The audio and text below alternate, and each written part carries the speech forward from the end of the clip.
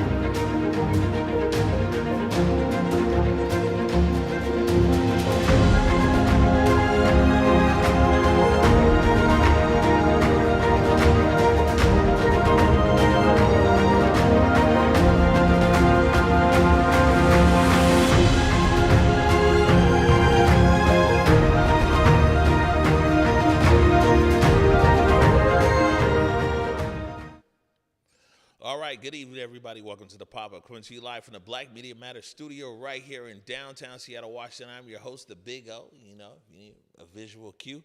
That's me right there. Man, fantastic show on tap for you tonight.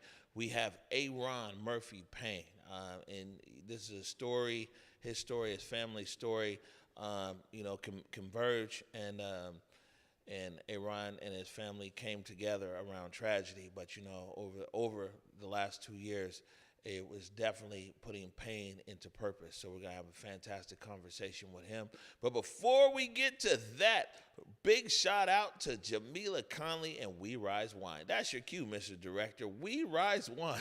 Thank you for your sponsorship of the Pop-Up. Now, We Rise Wine is located on 2nd Avenue, right across the street from the Moore Theater. And it's dope, right? It's a wine bar, but it's really like a wine bar. And the best thing is like, she ain't go cheap. It's really, really nice up in there. Amazing selection of wines, you know, an amazing chef in there. There's also an event space there, too, so you can go there. I think I went there one night. They had, like, Uno night there. It was, like, Uno and wine. It was wild. You know, I was like, what? Uno? Man. Wine. We got it.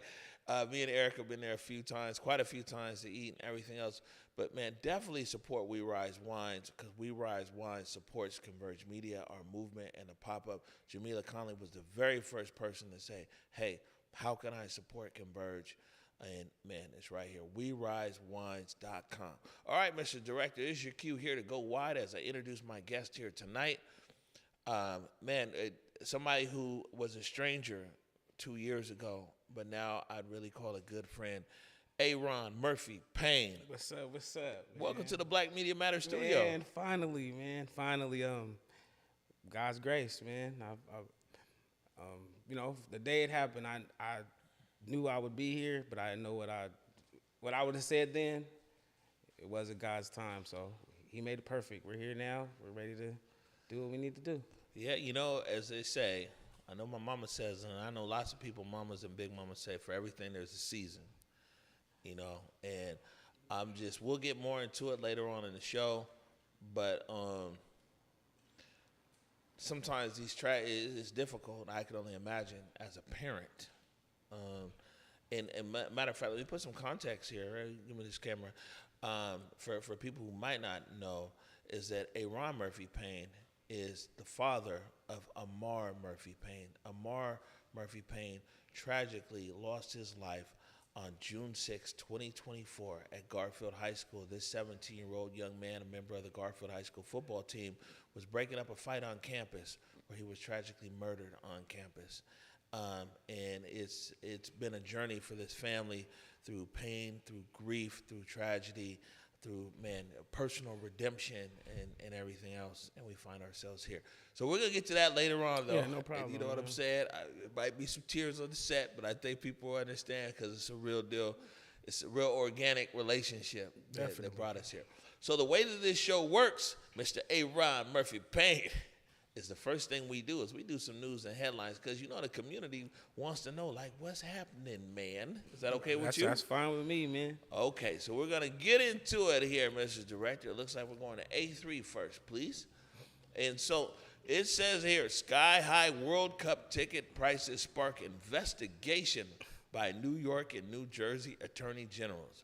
And as much as our attorney general in Washington loves to sue, Like, he's always similar. I'm sure he's going to jump on this lawsuit, too. Right. In an article for CNN, writer Jordan Valinsky reports that astronomical prices for tickets to the upcoming 2026 World Cup have sparked a joint investigation by the New York Attorney General Letitia James, we've heard that name, and the New Jersey Attorney General Jennifer Davenport, who have issued subpoenas to FIFA over allegedly manipulating ticket practices. Specifically, the investigation targets FIFA's use of dynamic pricing models. Oh my goodness, that's like Uber with the surge, and accuses organization of creating fake scarcity by intentionally withholding blocks of tickets from the market to drive up the cost of remaining seats. Both attorney generals emphasized that consumers deserve a fair and transparent shot at buying tickets without being used by the man, Charlie Bobo, also known as FIFA. All right, here's my take on this, right? Right. Is like, first and foremost, we should know who we dealing with. I ain't gonna talk too crazy because the people coming here and it's whatever, but we dealing with FIFA. Come on. I mean, so, but like, here's what people should realize: the NFL is within like U.S. borders, right? The NBA, Major League Baseball, NCAA, and we as Americans, we make enough funk, something's gonna change. This is an international organization. They're moving. It's like they move with impunity, man, and everything else. And the thing is, what's crazy why people are complaining is World Cup tickets in other places in North America, because there's also games in Mexico and also games in Canada. The prices is way cheaper than in America. Oh man, well, I mean, it sounds like the American way, capitalism. I mean, that's what I mean. That's all I heard. I'm not a big soccer fan, but I heard the American way. They said, all right, we're going to come. You want it on your soil? Let's get it jugging, let's do it your way. You know what I'm saying? Let's get it popping. Like, the prices just went up. Yesterday's price, I can see it right now. The FIFA guys, like, yesterday's price is not today's price. Come on, right? Right. You wanted it on your soil, so this is what's gonna happen. We're gonna play by your rules. So are we gonna see the Murphy-Paine family there at a World Cup? Nah, you ain't gonna see me. I'm not going nowhere near that stadium. I'm gonna be real with you. I'm gonna be a real Seattleite and stay as far as away from that traffic as possible. Traffic is already bad in Seattle, man. So, I mean, if I was a soccer fan, I would definitely, You'd figure it out. Yeah, huh? At this point, if I'm down there, I'm just down there to be seen and just be with the festivities. And nah, I'm not really interested. I'm an American football guy, man. So, all right. Now if you're talking about if the Super Bowl came here. Oh, yeah. We all up through there. Take me through there. Take me through there. Yeah, all day. All day. All right, well, I will say this before we move on, is that one good thing is that on June 19th, that's what it is, the U.S. soccer team is here, and they're playing on Juneteenth. So well, that's good. Pretty, that's pretty dope. They're playing on Juneteenth right here in the city of Seattle. They're gonna have kente cloth jerseys. They go play it. They gonna play with the koofies, or what they gonna do? I don't think that's FIFA regulation, but I'm interested to see, right? Because we got pushed out. We was in some conversations. We as in a lot of black people, and then who knows? They were like, man, how can FIFA really represent Juneteenth and this and that and everything else? So, man, we'll see. Yeah. I'll leave it there. Yeah. We'll follow it back up. Yeah. All right. Next one up here, this is something that might be right up your alley, is that FAA approves Boeing's new max production increase. Their CEO, Ortberg, says. According to an article in the Seattle Times written by Dan Catchpole, Boeing is raising its 737 max production rate from 42 to 47 jets per month. That's 5 jets, and these jets is like $30, $40, $50 million. So, like, that's bread. So it might not seem like a big increase on its face, 42 to 47. No, come on. Nah. I worked there. It's a big difference. Well, let's get into it. So, I mean, that's actually it's good news for Boeing. It's good news. The 737 is actually assembled here in the Pacific Northwest. The Dreamliner is split between Seattle and South Carolina, but the 737 is right here. This is hometown. You know what I'm saying? Directly into our economy. Good news coming out of Boeing. Definitely. Especially after what we've been through for when the door plugs came off. Man, that was a pretty dark time for the company. You know, if you don't know, I worked there, so that was like when I first started there. So that was my first experience of Boeing was, growing up here, being black and wanting to work at Boeing was like a prestigious job. But when I came in there, it was kind of like we was going through that dark time, after that door came off. So it's good to hear that we're trending in the right direction. Now that does mean more work for us, but I will say what I can say is they're hiring. Oh. You know what I'm saying? Because at the end of the day, that's what that says. Because right now I know that we don't have enough manpower to actually sustain those numbers. So my black brothers and my brothers of color and sisters of color, man, hey, when we're hiring, holla at me. I need that reference money. There you go. You've heard it. Big shout out, everything to I'll get you right. All right. Moving on, man. You're the best for headlines. This is moving right along here. We're good. We're good to go, Mr. Director. Okay, there we go. You got thumbs up. See, sometimes we have our computers here, our screens, but we're upgrading the screen, so we do it manual. Oh man, yeah, but it's like the show goes on. Definitely. Right? All right. Oh wow. Okay, this is you. Let me double check this. Yeah, this is about you. Mm-hmm. Nearly 2 years after Amarr Murphy-Paine's death, community turns grief into action. In an article in the Seattle Medium, Aaron Allen reports that nearly 2 years after the tragic daytime shooting of 17-year-old Amarr Murphy-Paine outside of Garfield High School, his family and local advocacy groups are channeling their grief into a powerful call for community action and healing. In partnership with student leaders and faculty, the Amarr's Heart Foundation and the nonprofit Just Us Loved Ones are hosting a series of commemorative events aligned with National Gun Violence Awareness Day and the anniversary of Amarr's death.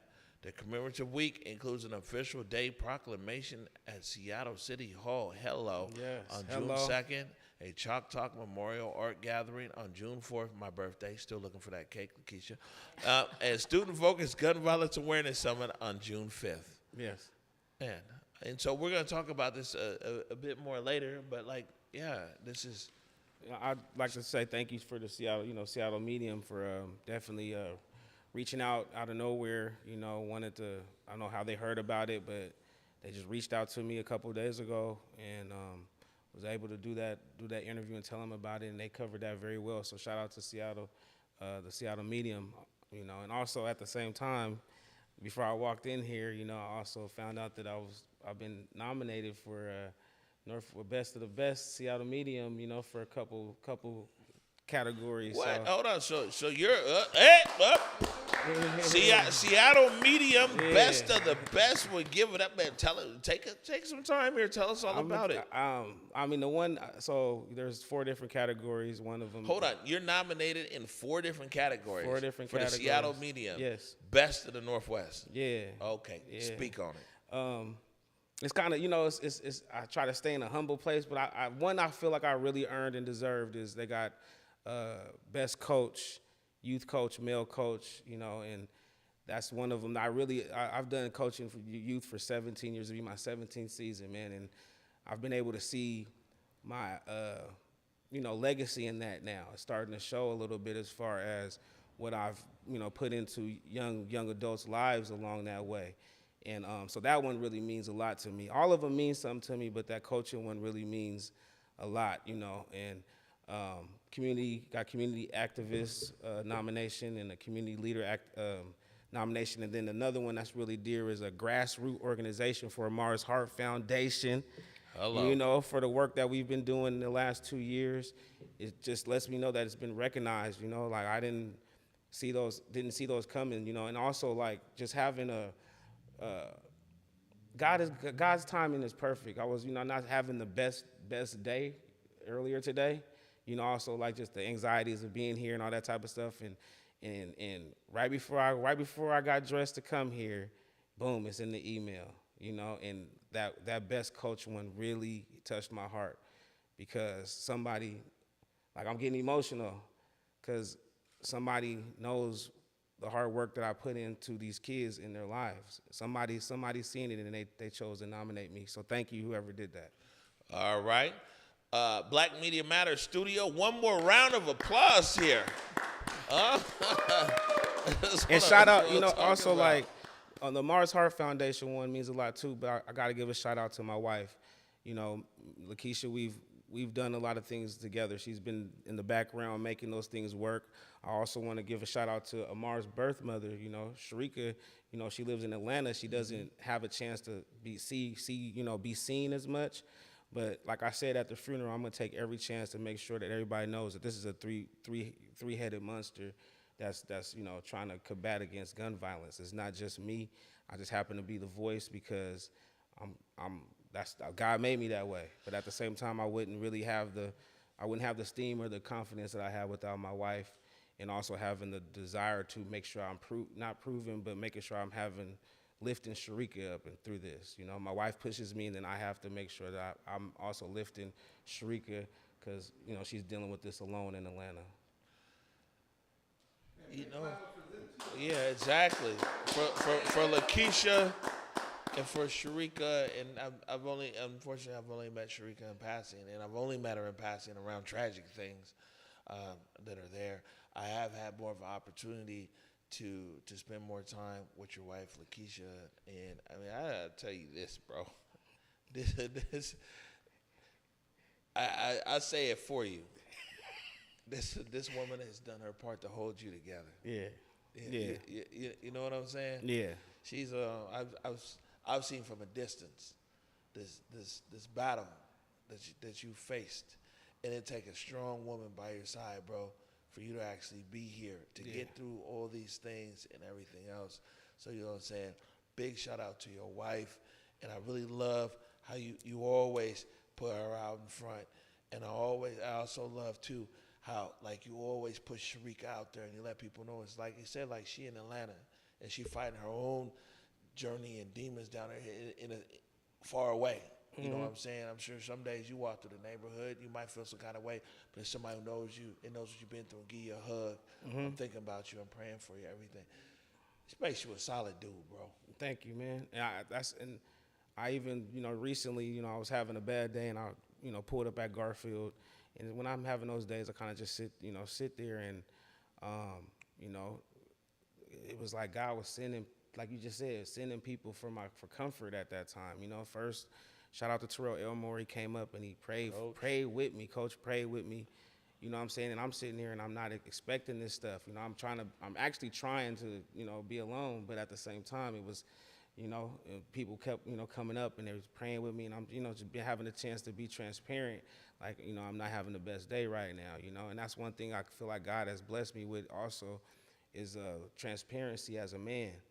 Like, I know a lot of men struggle with, being true to their feelings. But one thing I've always been a guy that could wear his emotions on his sleeve. You know what I'm saying? It hasn't been the best, growing up and trying to learn how to deal with that. I didn't make some of the right decisions. But going through this, it's easy for me to express myself, and it helps me. You know what I'm saying? I don't understand holding a lot of this stuff in. And that's why we're sitting here today. It's my guy. Appreciate you.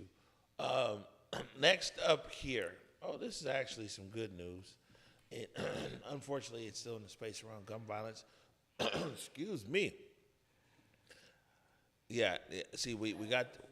No, well, that's what I'm saying. We got the wine sponsor, but we need a sparkling water sponsor over here on the set. Hello, LaCroix. Hey, where are you? I'm a businessman. I might make a sparkling water now. We gonna call it Converge. All right. The prosecutor says Seattle and King County deadly shootings fall to single digits for the first time in 9 years. Well, let's see what this is about. According to an article written by Capitol Seattle blog, that's our buddy Justin Carter over there, Reported gun violence in King County has dropped to a pre-pandemic levels, highlighted by a major milestone in the first quarter of 2025. According to updates from the King County Prosecutor Attorney's Lisa Mannion, the area recorded just 9 gun violence homicides during the first 3 months of the year, marking the first time deadly shootings have fallen to single digits in 9 years. Man, is this right? When you gave me that paper, I read that. Let's talk. Go ahead, bring it down, Eric. I mean, my thing is, when you're comparing numbers to the worst, to the highest number, then yes, the worst that Seattle's ever had was, you're going to take the highest that the murder rate has ever been and compare numbers to that. Like, that's easy to say that, oh yeah, we're actually fighting. Like, why can't we compare them to the lowest? Like, you get what I'm saying? Like, where was the most safest year in Seattle's history? And compare that, and now let's try to get to that number. But if you want to take, I'm grateful for it, but at the same time, it's like it's almost fudging the numbers in my perspective. That's kind of fudging the numbers. You're telling some people what they want to hear. You ain't telling these families with all these unsolved murders that you're solving the murders, though. You get what I'm saying? Like, I know there's too many people walking around here with unsolved murders, and You're one of them. And I'm one of them. Lanisha Landry, Just Us loved ones, rest in peace, Xavier. Like, we're sitting here and we're not getting our murders solved, but then you want me to be excited about you comparing 9 murders in what they said 9. Yeah, in the first quarter of the year. In 9 months. So in 3 months, there's been 9 murders. That's still not alarming to you a little bit. You know what I'm saying? So you're telling me without the whole year, there's times that by 4. There's gonna be 32. There's gonna be what 36? 36. Yeah. 36 murders around the pace of 36 murders. That's something to clap about. Let's be real. They're gonna hey, we're not at 70, but we're at 30. I bet you that 36 is still higher than the lowest that it's ever been. Well, of course. So let's set our sights on being at the lowest. You get what I'm saying? Like, it's weird, especially when the trend in the All-America after post-pandemic, the crime rate went up everywhere in America. So it's like I applaud those that are doing the work, and see those numbers and want to credit themselves for doing the work. But at the end of the day, it's still 36 lives that's been taken. And then let's go on deeper on those. At the end of the year, let's talk about how many of those 36 are solved. You feel me? I think for sure there's a perspective that you have that only a parent or loved one who's lost someone can have. Yeah, definitely. I wouldn't even have an opinion before June 6, 2024. I'm lost in the sauce just like a lot of everybody else is. Losing Amarr opened my eyes. It's like sitting down with my pastor. He told me like the scales fell off. I see this world for what it really is. Like, if anybody that has experienced what me and my family has experienced, they know what I'm talking about. I still see hate in 9 murders. You can't tell me that it make me applaud that the number's down, but I still see the hate in the 9. Like, in the real world, I mean, not in the real world, people are gonna die. I understand that, but after you lose someone, the world that we strive for is 0 murders. I don't want nobody to go through what we went through and what we go through every day. When you go through this, I bet you that your numbers is 0, and that 9 is still hurting your heart. Because then you think about whenever you lost yours, your lost loved one to gun violence was a statistic that year. They were one. I'm thinking about those families of those 9 people. So we can sit here and Attorney General, and they can apply it, and other organizations can say, hey, we're doing our work. More power to you. But on the victim side, we striving for 0. If it's not the whole year, in the first 3 quarters, if that says 0, we look at, like, 3 months, no murders, it's possible. I've seen it. They're doing it they did it in New Jersey. They go on whole 6 months. They're still having violent crimes, but it's not murder. Nobody's dying. It's happening. It's real. It's happening in America. There's places that it's actually happening. So if it's happening there, it could happen here. Amen. I'll as someone who's definitely has the lived experience, I'll give you the last word on that one. I mean, keep doing the work. Like one life saved is enough, right? And one thing I also like to say, when I speak, I'm not speaking to save feelings. I'm speaking to save lives. God got me here to save lives, not save your feelings. So at the end of the day, it's like if I said anything that offends anybody, take that up with God. Speaking of, I'm not here to save feelings. I'm here to save lives. This is our last headline here. My mama always says we can't leave people in an affected state. It's hard for a show like this for people not to be affected. Oh, yeah. But at the end of the headlines here, we're going to boost it up because you had such a good time. Our last one here, are we good to go here, Eric? Yep. Oh, okay. You got the phantom chair over there. All right. I didn't see the thumb up. Yeah. Turning grief into action. Arron Murphy-Paine on building legacy and fighting gun violence. Converge Media recently reported that Arron Murphy-Paine joined the Mother's Justice Show with me, the Big O, to share his journey of channeling profound personal loss into meaningful advocacy. Arron discussed how he is honoring his late son's peacekeeper legacy through Amarr's Heart Foundation, an organization centered around the motto of kind intention, and kind interaction negates destruction.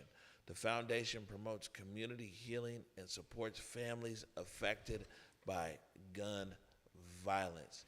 Arron Murphy-Paine. Yes, sir. Tell me, brother, you was there. Listen, Man. we thought you was going to turn it into a rap show that day. You Hey. was there, live on air. It was like, I think Eric was there. I thought they was gonna put on a beat and show y'all my true talents. Like nah. That was a first for me too, man. Like I've been honored to share a lot of my media first with you, man. And that was my first time actually live on the radio. This is my first time live, in studio and stuff like that. So I mean, it was just a experience. Like I don't seek these things, Anybody that know me, I'm not out here, reaching out opportunities.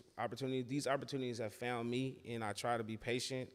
And that was a great experience, man. And you got some emotion out of me on there, and it's just I don't listen or watch a lot of things that I've done since Amarr, but I did listen to that radio interview, and I was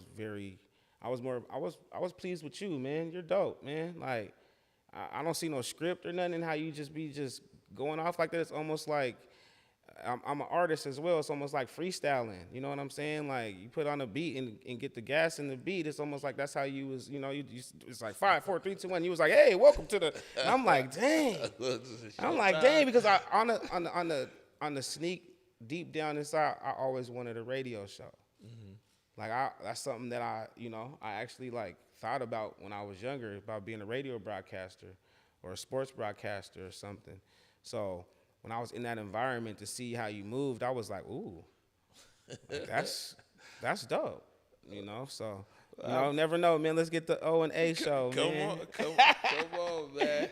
And matter of fact, even though I am your elder here, the A and O show sounds even better than the O and A show. Yeah, you see what I'm saying? Hey, you heard it here first. Heard it here first. You heard it where dreams come true at the Converge Media Studios. Black media matters, man. All day long. Hey, look, we're going to take a quick break right now. When we come back, the conversation continues with Arron Murphy-Paine. You're watching The Pop-Up.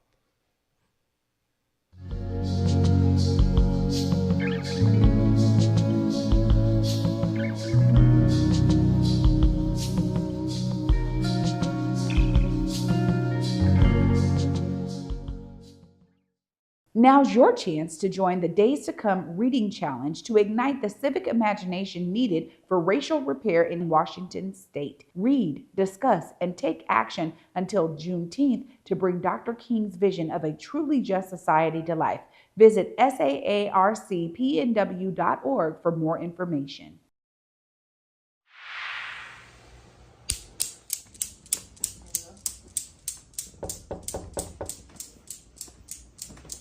Hey, come on in.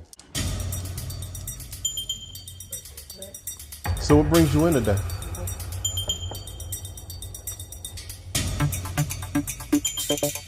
He think he know The me. man can't make a sandwich. He makes me sick. He doesn't know what he's talking about. Just talking. Me, my family, my dreams, all of it.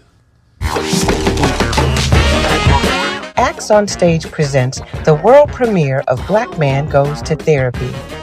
Running May 21st through 31st, this interweaving stage play tells of a reluctant wanderer's encounter with a therapist who's seen better days. Black Man Goes to Therapy is written by Jeremy Rubin and features Ariel Davis, Joshua Webb, Carl Covington, Courtney Williams, Franklin Johnson, Zakiya Carter, and Jeffrey L. Cheatham II, with direction by Isaiah Anderson Jr.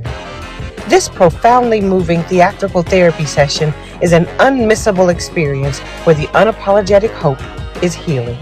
Tickets available now at axonstage.com.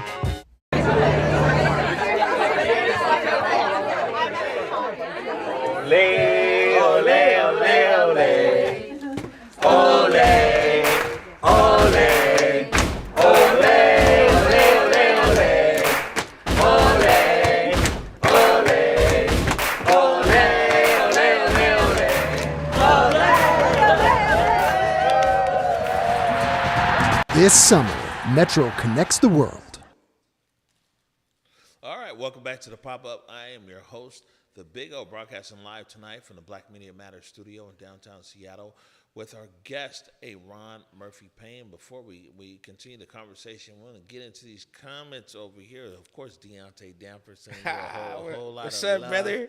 Yeah, and D. Lawley says, "Hey, Hunk." Hey, what's up? What's up? Legacy Hernandez sending a lot of love out to Legacy as well. Legacy actually just lost a loved one. Yeah, my condolences. yeah. Definitely another young man. I actually was I don't even know, like we were called up to the hospital to actually pray with the family, and that was the first time I've been to Harborview since our situation, and I didn't really know that was definitely only strength that I could ever say that came to be able to walk through those doors was God. I give all the credit. You know, I didn't want to, but I knew it was an assignment, and I didn't get to connect with the father. My condolences to that family, but I did get to connect with his grandparents, and we sat there and I told them who I was and was able to pray with them. And my wife sent food. We sent food from our church the next day. And, you know, I don't say that for any type of recognition. I just kind of just say that the path, I say that to show the path that God has us on. And with obedience, you don't even know. You just gotta go, you know? And for me, I did not want to go up there. I'm not gonna lie. My palms were sweating, all that type of stuff. But once I got there, I knew I was protected. So my condolences to that family. If anybody got any type of connection to the father, I definitely would still like to connect to him at his own leisure whenever you're ready, my man. Fathers Bridging the Gap group is definitely here for you. Just want to put that out there and be real and intentional. That's on your time. I understand. I went through that where I had to make sure I gave time to myself in that process. But whenever, if ever, holler at me, man, and let's just go from there if you're up to it. Big facts. I mean, and unfortunately, there's this fraternity and sorority, you know, of loved ones. It's a very special pact that only people understand as if you've gone through it. Keeping it moving in here in the comments. Bicentennial Babe. Truth. Yeah, thanks. Oh, somebody said Joshua Patterson said, truth, the city should be targeted 0 murders rather than celebrating. Dante Adriel Payne. That's my brother. What's up, bro? That's my brother. If you know Arron, man, you know Dante. You know what's up. That's my brother. What's up, Dante? Okay. Shout out. Yeah. Look, Eric, the director said what's up. He asked about you last time too, Dante. And then, of course, big shout out Mama T Dub is tuned in tonight as well. This is good stuff. So we said after this break, conversation here is, what does justice actually look like? I'll throw that to you. Now, for me, I'm only gonna speak for me, and because it's different throughout my family, and I understand that it's different throughout how we grieve. For me, justice is sitting right here with you right now. For me, I've already received the justice out of the situation in my life. For me, and all I have to do is continuously remind myself of that. When I post justice for Amarr, I post justice for Amarr, not asking for nothing from anybody. I post it as a indication that you're seeing justice right before your eyes. I'm a walking, talking, living testament to justice in my perspective of things. I'm sitting here 22 months clean and sober out of the situation. I'm sitting here. We just talked about nominations that I'm grateful for, but I don't even know. I don't know why or how they came from. I'm grateful for them. The only thing in coaching, I've sat all these 17 years and been humble, and there's times that I felt like I was, supposed to get some type of recognition, and I didn't, So at the same time, it's like everything that's happening that's good in my life, good, bad, and ugly though, it's a testament to justice. Justice for me isn't handcuffs and jail bars. Does he need to pay his consequences, whoever did that?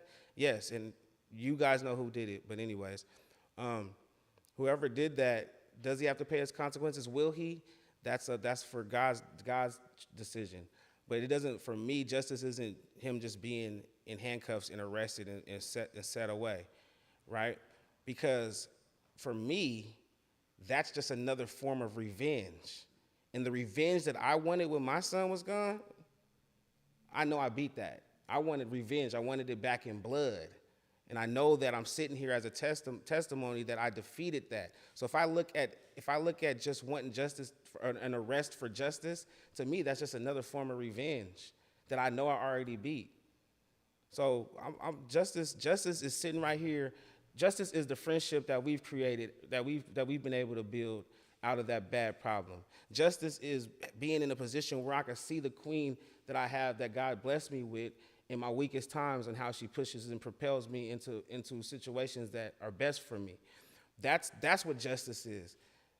Now, you might ask my mom and ask somebody else, and they want, I want an arrest for them, but an arrest will not, and I say this, will not factor into the quality of the rest of my life.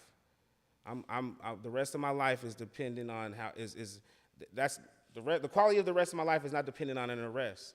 Do we want that? I want that for my family. But if we don't ever get it, I bet you one thing we'll get though. Jefferson Street is gonna say Amarr Boulevard. That's justice. June 6th for the rest of eternity, known as Amarr Murphy-Paine Day in Seattle. That's justice. The justice that I'm seeking is setting the legacy for my son's name to live forever, because an arrest doesn't bring him back. It's just, for me, in my vision, I don't care if anybody don't agree with me on that. For me, an arrest is just vengeance disguised. It's vengeance. I forfeited vengeance. Do I get mad? Am I human? Yes, I get mad. But you know what I do when I get mad? To the best of my ability, I go for a walk. I breathe. You know what I'm saying? And I realize that I am justified, because I could be dead right now. I'll tell you, like, my plan wasn't this. My plan, I know that there's something divine that I'm sitting here right now being able to speak. This wasn't my plan. My plan was to eye for an eye and not let, I ain't never been to jail. I wasn't gonna go. So I was gonna go kill myself before that was the plan. I would have no problem. I tell that to the kids and everything. That was my plan.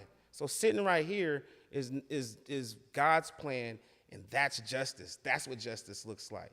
And the Bible says that he's the author of true justice. That judge sitting with the gavel ain't gonna offer me no justice. The system's gonna still be broken after you send that young man to wherever. The system's gonna still be broken. There's gonna be more Amarrs. But there's not gonna be, you know what I'm saying? There's not gonna be a legacy that's left behind like Amarr's. There's gonna be more tragedies, but there's not gonna be a legacy that God has given me and my family the control over. They tried to take the narrative, they tried to take his narrative and make it dark. We took it and we controlled it. That's justice.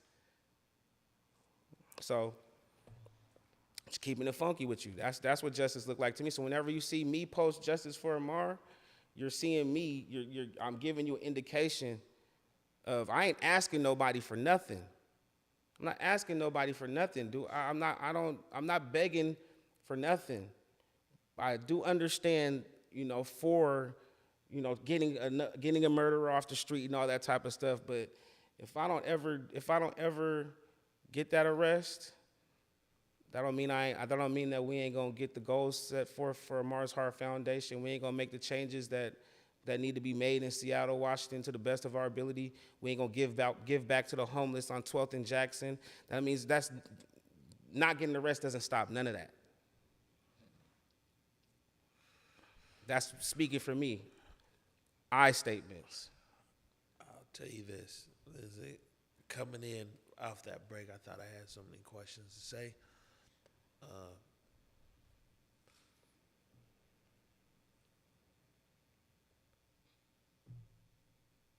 Justice is the relationship that I've been able to build with people like Deontay.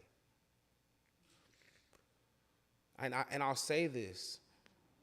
I might not never thought that I can have a gay friend. But God opened up a whole new, that love is love. So that's justice. And I'm pretty sure what Deontay means to you. You get what I'm saying? And now it opened me up to a whole nother community now I see love. But I don't see love in everybody and not every community. But now I can see the sporadic parts of love in that community because it radiates through him. And I wouldn't have had that relationship or would have had that perspective of life if I didn't lose Amarr. That's justice. It opened my heart to love, man. And I get to see the love that Amarr left in this world. It's residual. I get to see the works that he put in. The energy that he gave this world is what's showing now. And I got to stand in. I got to take what God blessed me with and perpetuate that. And put his legacy before mine. When I'm gone, I'm gonna have a legacy of how I propelled Amarr's legacy into the furthest that anybody could think of. That's the goal. That's justice. Thank you. What we got right here is, and not even to cut that short. I don't have anything to say. No, you've said it all. June 6, 2026 will mark 2 years since the tragic murder of your son. And for us at Converge, although it turns out I know family members, I didn't know you. Right. And from day one, just going there that first day for the candlelight visual, and that's really when we started following this story of you, your family, and your son. I remember me and Baser Gordon were there up on the football field. We were one of the few people that was allowed in that inner circle, actually, with a camera. And people didn't know me, but I think by our presence, they just trusted. And we followed that journey for a year. several different camera operators, Francisco Lopez, proofing the play, William Davis, Barry Johnson, Tavis Conway, and it was a year, and also through the funeral, through football season, and everything else. And last year, right after the anniversary, we released this segment right here, this story, and this is called A Year of Pain.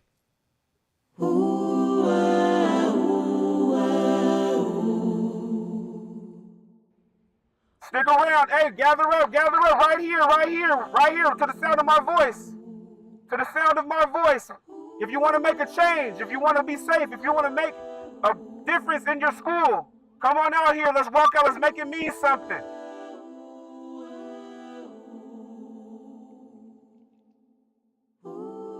What's going on here today is the kids came to us to ask us how could they commemorate the loss of Amarr and their other students lost this year to gun violence. And it being National Gun Violence Awareness Day on the same day that Amarr was, murdered last year, they came to us and asked what could they do, and they had some ideas. So we just pretty much worked together to make their ideas come together. This is a situation that was led by the students. We just used our influence to be able to connect the dots and be able to stand on the loss of Amarr in the most positive way possible.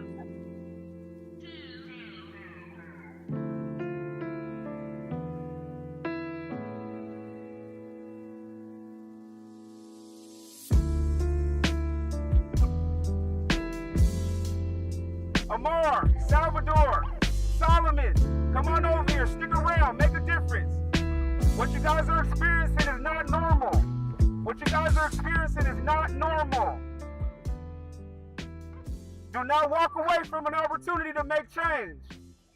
That's what this was about. It's about giving the kids an opportunity to have a space to listen and love, for the community, to show that the community does care. There is people who care. There is people that can help make the right decisions for their future, instead of all the people that makes the decisions that has affected their future negatively up until this point. Today is June 6th, National Gun Violence Awareness Day. A year to the day that Amarr Murphy-Paine was murdered right there in front of your school. My heart is on God. My heart is set forth on my faith, because that's the only thing that I could get through this situation. That's the only way that I can lead this family in a way that represents Amarr in the most positive way possible. I'm God-led, man, to the best of my ability. Am I human? Yes, I'm human. And there's the moments that I have, my flesh gets weary. But at the same time, over this year, I've done things and took that into in the grasp, into my own control of being able to see therapists, to be able to, go to rehab, to take grief classes and all that type of stuff. So the flesh part is definitely something that I have to work on, but all this is in spirit. This is an assignment. This is an assignment. And the only thing that's gonna keep me going in this life right here is being set forth an assignment that God put on my life. But I also wanna make sure that we're not only standing here for Amarr. You guys lost 2 other students in a year's time due to gun violence. And the countless friends around this city that you may have lost to gun violence as well. We're standing here on the back of Amarr's situation to help you guys understand that what's happening is not normal. It takes me back to like my experience as a coach. If I want to get the best out of my players, I got to have them manifest what they're going to do before I have to have them think about what they're going to do before they actually do it. I got to get their mind set on doing a task at hand, to block the right person, all that type of stuff. So I had to speak that over myself. And that's where we're at today. I got to speak that over myself and know that there's a task at hand. I have a task. I'm on assignment. Talk it up loud!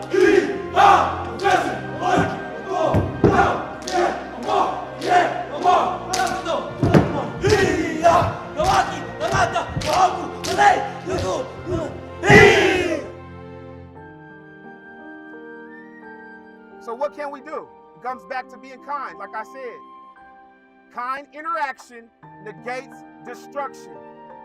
There has to be a spirit of kindness that takes over that building. There has to be a spirit of caring that takes over that building. You guys make up that building. Any dogs in the house? Shoot dogs! Any dogs in the house? Shoot dogs! And what the hell are we? And what the hell are we? And don't let your scars define you.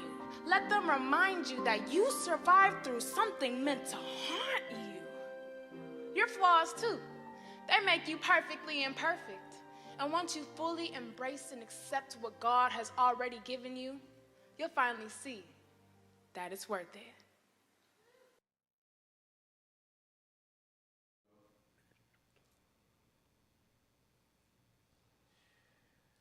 All right, so big shout out there to Barry Johnson, producer, videographer, director, who really, took this story very personal and helped us tell this story. And so many other, like I said, videographer, Winfield Ezell Jr., Trey Ezell Jr. I mean, over 1 year, there were so many different people. William Davis was there at the funeral. I remember that.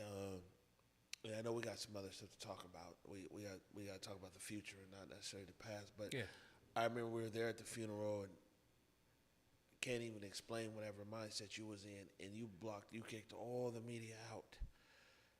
And he said, "Man, ain't no cameras in here." And he came over. They were going to kick us out. And I said,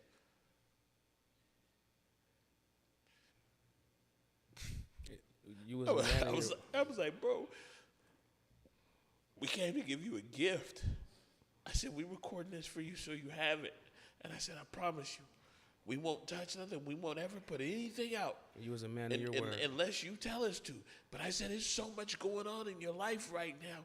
Somebody needs to come and capture this moment for you. I said, this is a gift from Converge. We don't want nothing. We ain't trying to go and put on the news or anything. And you trusted us. And he said, okay. You guys said, we ain't know each other or anything. And I'm there at such a low moment. And what literally there in the funeral. And you said, okay, brother, I believe you. Mm-hmm. And man, I'm thankful for that. And I'm thankful for you being a man of your word, and there was so much going on at that time where, we was getting pulled from every direction. People was like, short of pulling up, we had to go sleep at different hotels because media's pulling up at the house. It was a crazy time because I there was also, like I was saying, like the veil came over. There was a calmness. Also, it made it seem chaotic outside, but inside of me there was a calmness that kind of understood what was trying to be done. And I'm talking about spiritually and principalities. So I'm talking about spiritual warfare. I knew what was trying to happen at this moment of time. So when all the local medias, that the main ones and stuff that was reaching out, they were kind of like they weren't really genuine on how they was trying to tell the story. They wanted to catch the anger. They was trying, because once they don't reach out about none of this. They don't reach out about none of this. But in that moment they knew there was a mad, angry black man, and because of the tweets that I put out, they knew that there was an angry dad, and they wanted to capture my anger, my destruction. They didn't want to capture what you didn't have to continue to follow us, and that's where that was genuine. And then also the main thing, while I went away. And we only had a few conversations while I was away, but they were genuine. You was checking up on me. It wasn't asking me about, hey, can we put the footage out? When can I? Da-da-da-da-da. You know what I'm saying? You was a man of your word. You said, we won't put it out until you say so. When I came home, I got my mind right. What do? We went to work. You know what I'm saying? So, like, that's what that meant to me. And I had a calmness in that moment of time. And I don't even know if you remember, but small parts that I remember of that day was, I think after we talked, I ended up storming out because I was, so I was mad before I talked to you, and then I was mad after I talked to you. But while I talked to you, there was a calmness that came over me. Like your word was genuine, and that's why I said, I believe you. But then I walked right away and went outside screaming and cussing. You know what I'm saying? So Thank you for being a man of your word. Thank you for being obedient to whatever you felt in your heart. Because you could have took it for gain. You could have, did whatever. And you're always there for us. Whenever I call, you pull up. You know what I'm saying? And I think we don't even know what you're capturing. There's going to be something that's also at the end of this road. Whenever whatever the God has planned for this, all this footage, get ready for another one of them Emmys, man. We're here for it. Man, we're gonna take a quick break. We're gonna move these. We're gonna move this pain into purpose. Let's do it and talk about some upcoming events that Arron has coming up. Let's do it. Let's You're do watching it. The pop up. Pop up. Pop up.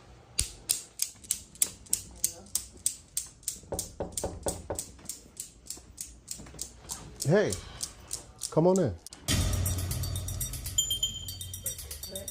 So what brings you in today?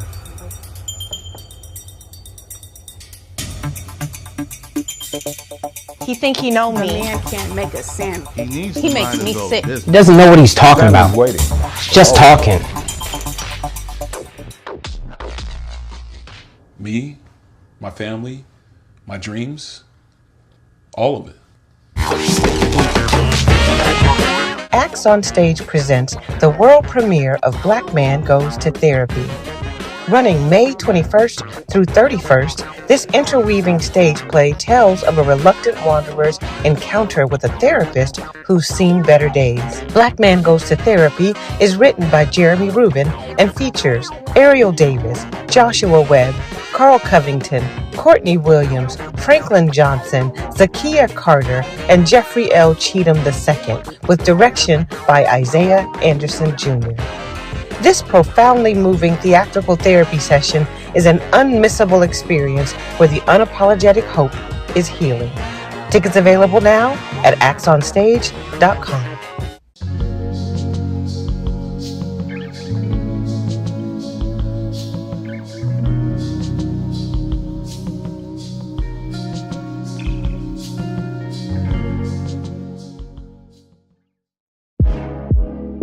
Hey, what's up, everybody? JD here. I'm tapping in to make sure you go to juneteenthwa.com to find out everything that's going on and stay up to date on all the stuff that will be happening at Juneteenth this year. The event, we are moving to the beautiful Hobb Field and parking lot A down over there.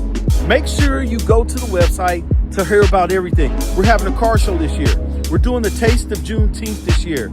And on the main stage, we are bringing Erica Campbell, Crystal Aiken, and Life Jennings, and we have some great local acts that you may have heard of, maybe you haven't, but you will hear about them on Juneteenth. So make sure you go to the website to learn everything you need to know about the event. Also, you can RSVP on the event if you want to be a vendor, if you want to be a sponsor, if you want to be a food truck. All that is on the website, juneteenthwa.com. If you want to sign up for the car show, juneteenthwa.com. We'll see you here. Peace.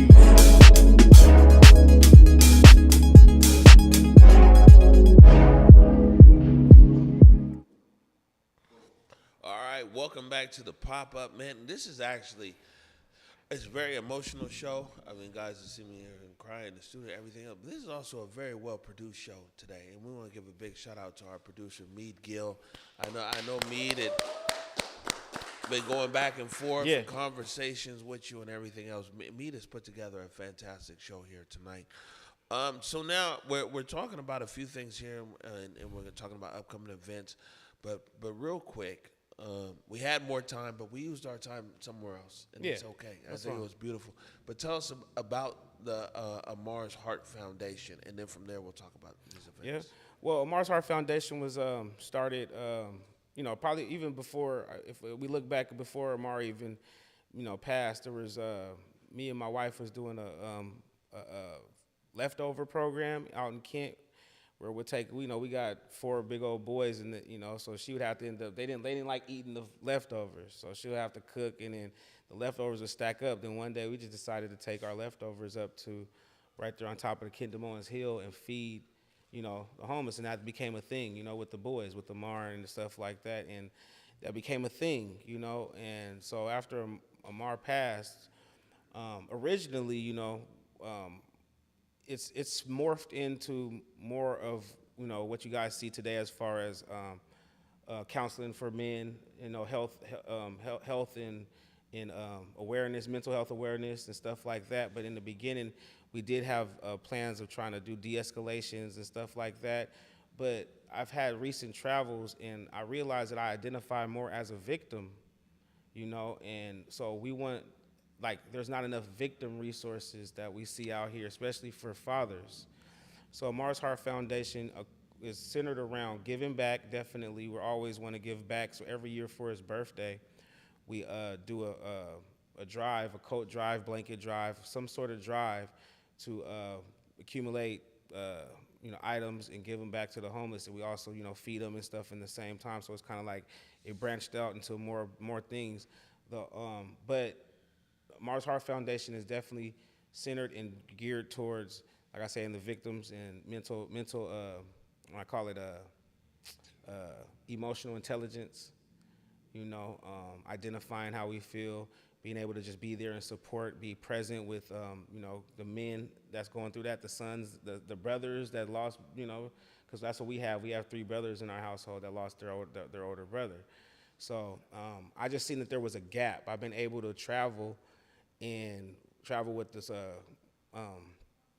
the Survivor Network, National Survivor Network. I've been able to travel with them, and I've seen that there's a gaping hole in representation for black men, fathers in this situation. No knock to the mothers. They're doing their thing. You know, the mothers they're giving the resources, they're getting resources, they're making this and they're doing that, and they gotta move in and shaking.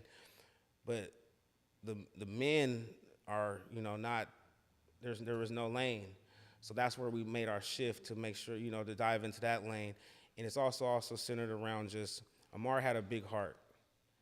He had a big heart, so that's why it was Amarr's Heart Foundation. His heart was, you know, that's where how he was acting off his heart in that day, you know. So we just going to continue to try to make sure we're giving back, make sure we're helping more men and more children deal with the emotional losses, and whatever part that we could do to prevent, at least, you know, like I say, the slogan is saving one life, saving a life one beat at a time.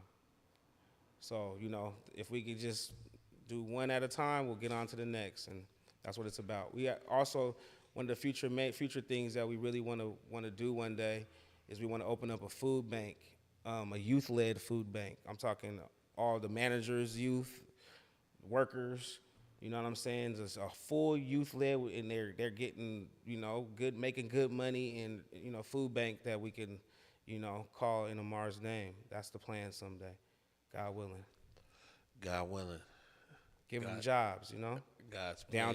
Down to the delivery driver, you know. If you're 18 and up and you got a driver's license, down to the delivery driver, we help them get CDLs. Oh, that's just the vision, you know what I'm saying? It's just a whole youth-led, you know, giving back, you know.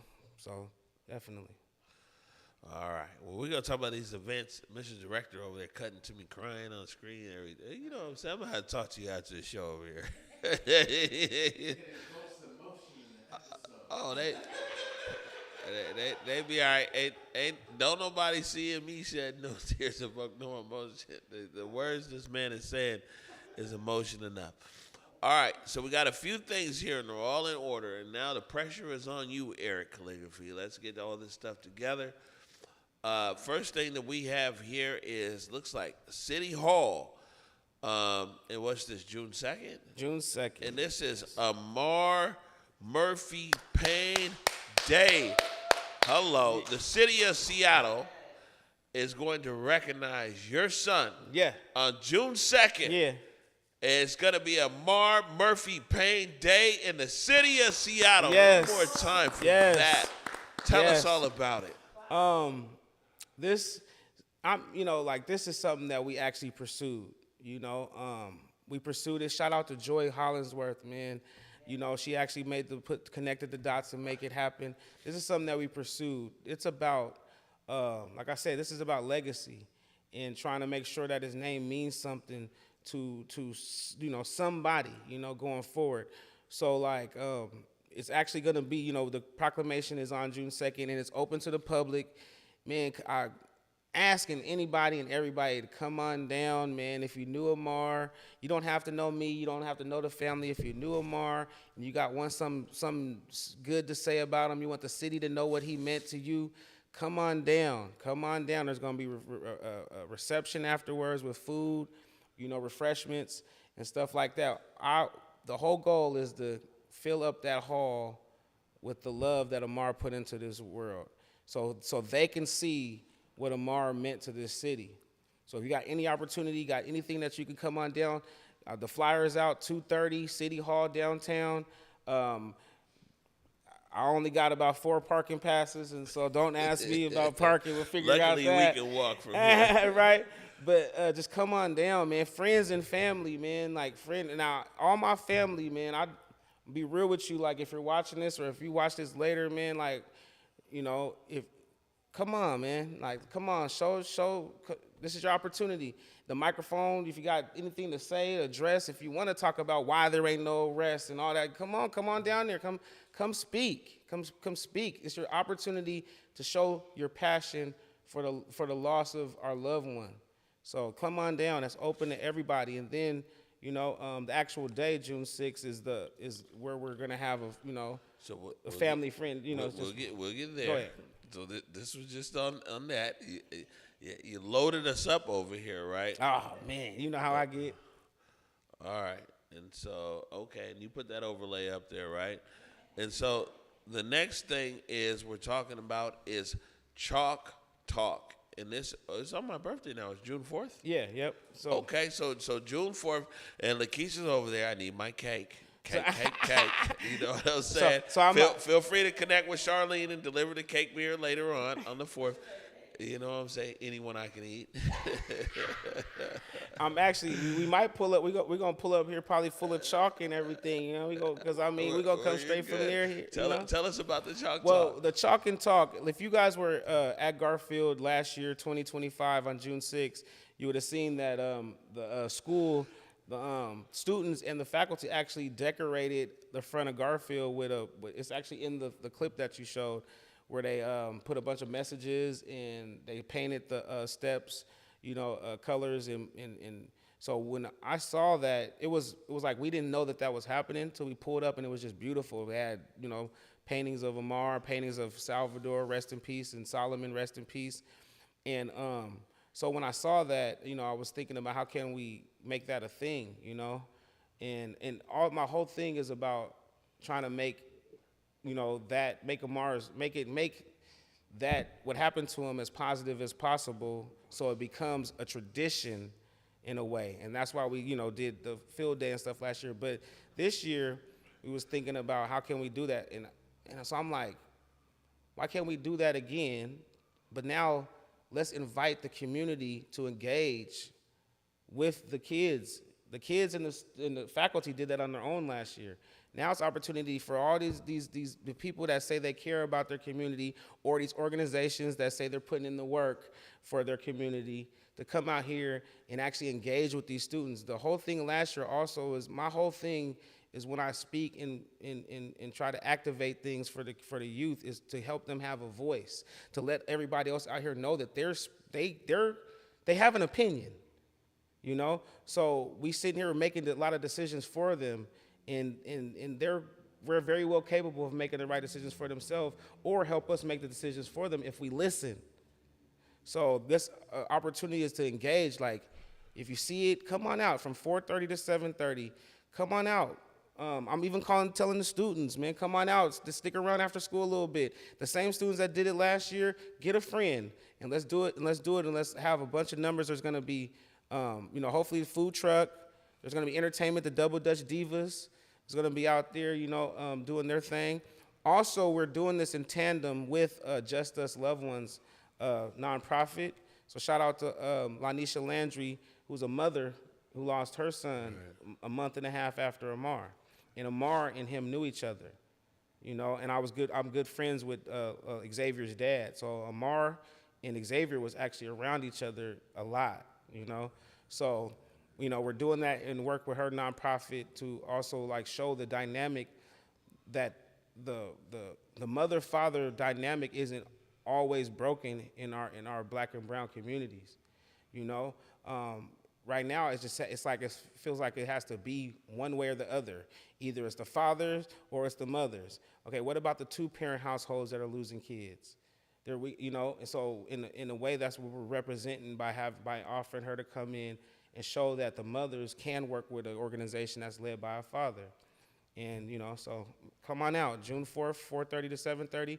Shout out to Garfield High School, who's been working with us and letting us, you know, make right the worst thing that happened to us in our lives. That's what's up. Now, and it's my birthday too. And yeah, and like I said, I'll be out there. And it'll be your birthday party that night. We're pulling up. They're pulling up. Like, he was serious with the chalk dust and everything. Yeah, I might have some chalk dust on me. Straight from the doghouse down here, right? You gonna be too fresh? I can't hug you. All right, you know, it's all good. All right, so the next thing it looks like that we have here is the Gun Violence Summit, the Gun Violence Awareness Summit, and that's on June 5th. Yes. If you guys don't really even know, like, Amarr actually passed away on Gun Violence Awareness Day. Mm-hmm. So we have no other choice but to make sure that we're amplifying, using his name to amplify what Gun Violence Awareness Week and Day is. Because I didn't know what it was before then. I didn't know what it was until a year after it happened. We're teaming up again with Garfield to bring in, like, last year. This is what it's a good way to, you know, to say it. Last year we did the walkout with the students. This year we're focusing on engagement, re-engagement with community. So now we're offering a walk-in for community organizations to come in, present to these kids what resources you have. What does your organization offer for them that, you know, for the betterment of them? And so, you know, based around gun violence awareness. And right now we have the mothers demanding action that will be in the building. My own group, Fathers Bridging the Gap, will be in the building having a forum where with one other, hopefully, you know, one other father that's lost, you know, their child to gun violence, to be able to sit with maybe, you know, young men in the room and talk about emotional intelligence and talking about what we actually been doing for the last 7 months. And then also there'll be the UW UW. There'll be some representatives from UW. I can't really think of the department that they're from right now. I'll get that to you, but they're coming down. They're gonna have, so right now we're just trying to plug in the times that this will actually happen. It's gonna happen, but, you know, Seattle Public Schools is, you know, they're cooperating, and we're thankful for that, but at the same time, we gotta do it within a certain parameter, so we're still waiting on those actual times so we could plug in these organizations, and it'll be an opt-in situation for the kids, so the kids can actually come to these forums, you know, and there's gonna be a blood drive going on that day too, so they're gonna have a lot of things to be able to kind of like gather resources for. Well, of course, we're hopeful that this new superintendent who's come in and actually looks like wants to enact a lot of hard changes that haven't been able to be made in the past administrations. I'm sure that Seattle Public Schools wants to meet the moment that we're in here and be able to offer as much support as possible, right? Considering, you know, this legacy here with Amarr. Yeah, and, you know, we got our own situation. We got our own legal situations with Seattle Public School, but I will say this. We went in there and we met with Ben. And Ben has a whiteboard that's as big as that board, and it looks like calculus. Like, he's really in there trying to figure out stuff.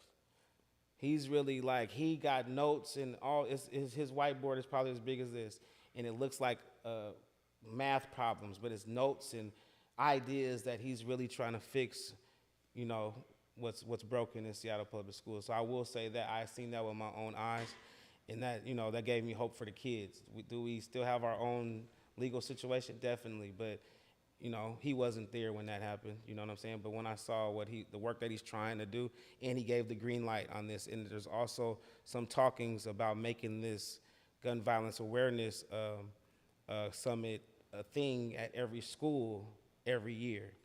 So we just cross your fingers and let's see if there's, you know, they stay a man and woman of their words in that. Real Deal. We work with the YSAs over at Deal, Department of the City of Seattle, Department of Early Education and Learning, the youth safety ambassadors, and clearly this is an issue all across Seattle public schools. And one other thing also, I forgot, sorry. Sure. We will have also Solace, Janine Lewis. Yeah. She'll be in on June 5th. She planned to have space, and also Deontay Damper is gonna, we're gonna have like a healing circle, and he's gonna also narrate the group that we're on. So we're gonna be in building. We're gonna figure it out, but we're gonna be there, definitely. Good stuff. Now you came here with a long Rolodex full of stuff here. There's also the last thing that I see here is monthly meetings. Yeah, that's what I was talking about. We've been doing monthly man meetings. Yeah, monthly man meetings called the Fathers Bridging the Gap meeting group at Freedom Project. Shout out to Freedom Project for letting us use your space. But for the last 7 months, once a month, every last Monday, we've been gathering, and the strides that's been coming through that room has been crazy. It was that's been organically growing in its own right. Like I kind of first was just sitting down with victim fathers, and then fathers entered the room that wasn't victims. So we're feeding off, like we're feeding. Then youth came in. Now youth has been, we got youth, young men sitting here with fathers that lost their children to gun violence, and sitting with fathers that don't want to be in the sorority or the fraternity that we're in. It just was like, so the last 7 months has been, just watching that grow has been dope, and we actually been able to help some lives, man, and like we've been seeing it and seeing those type of organic relationships that's been able to be built out of those rooms. Right. Now, well, I do actually have one more thing here.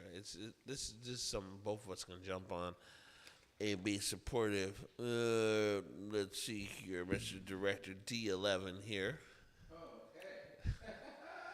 So, yeah, well, since Arron's gone through his 37 times 52 events. And that's just for the first week of June. After that, we taking a break, man. I'll holler at y'all in December. We want to, he mentioned Deontay Damper. We'll give a big shout out right here. This is a way that you can support Converge Media and what we're doing right here. We have the We Live in Color shirt. You see the barcode there on the screen. You know what I'm saying? That we live in Deontay's dope. He's like the Grand Marshal for Pride Parade 2026. Oh, is that Deontay? Right there. That's what I'm saying. Look. He's holding it. Hold on. Okay, we're waiting. Okay, yeah, you got the delay. Well, there's Deontay. Catch him if you can. Get the oh my God. What's that game that the little ball be bouncing around? I thought it was the old school. What was that, Atari game? I thought it was a static thing here, man. So before we get out of here, you know what I'm saying, I'm appreciative of you and also our director and even our intern, FA, for everybody's patience, or most importantly, the patience of your wife, Lakeisha, for us going over time here. Before we get out of here, that last camera right there, that's your camera. You know what I'm saying? I want you to tell the public how they can keep up with you, and also if there's anything else that you want them to know. Hey, man, you can find me on Instagram, Paine206, Arron Murphy-Paine on Facebook. They're both public. Also, keep a lookout for the book. I actually wrote a book, and I'm, doing some of the final touches. I'm allowing God to add more, but I actually finished it for the most part. It's called Pain, Purpose Acknowledged in Everything, Unlocking Your Purpose Through Grief. And it's just a book about what I've been through, some of what I've been through, and also the things that I'm using to deal with grief and to be able to be the person that people see me to be, out here in public, but also showing you what I deal with in private and how I deal with those, how my coping mechanisms and what helps me in those parts and places, obviously, hopefully to help others. And it's also, a spiritual book, where there's, a prayer list and stuff that also helps you guys get a closer relationship with God, because it's about relationship over religion. God cares about relationship. So if we're in here working an intimate relationship with him, that's where we're making a difference in our own lives. So I just wanted to say that. I want to say thank you to everybody that's prayed for my family, everybody that's prayed for me. Like my dad would say, your prayers are strong because you believe what you see. You know, even in our weakness, even in our weakest times, your prayers are working in our behalf. So I thank you for that. You know, shout out to the Central District always, man. And shout out to everybody in Seattle, man. And rest in peace to my good friend, Latrez, man. And he meant a lot to everybody and Ant. And just wanted to make sure I said that. Rest in peace and my condolences to his family and anybody out there. Pop it. There you go. You've heard it from the man himself. You know, Amarr Murphy-Paine. Amarr Murphy-Paine. Amarr Murphy-Paine. You already know what it is. Yo, and if you didn't know, going all the way back to the vigil, if you didn't know, that's what it's been. I really appreciate you taking the time tonight. We knew that no matter what, this was going to be an emotional reunion, your first time here in the Black Media Matters studio and talking about your son and everything else. But I really want to encourage our viewing audience. This is really what you're seeing in real-life transformation. And you're seeing a person, a man, and also a family who's really transforming pain into purpose. Want to encourage everybody to come out and support, man. Let's be supportive. Amarr had a big heart and left us far too soon. And I think the one thing we can do is definitely be supportive of his legacy. Let's support this family and so many other families out there in our community, man, that are suffering. There's so many families that are out there. You know, it's an empty chair now at the table. And their loved ones are never coming back home. Unfortunately, this is something that we talk about here a lot, but you know, maybe sometimes we're the only place that people can talk about it and keep it a buck. Again, thank you so much for coming out. Thank you. Hey, man, if you got any 7-year-olds, man, come let them play for the Benson Hit 'em Up Boys 7U. Yeah, come play with the nominated best youth coach of the Northwest. Yeah, as I look you dead into your soul. Come on, bring them, hit them up. We'll take them.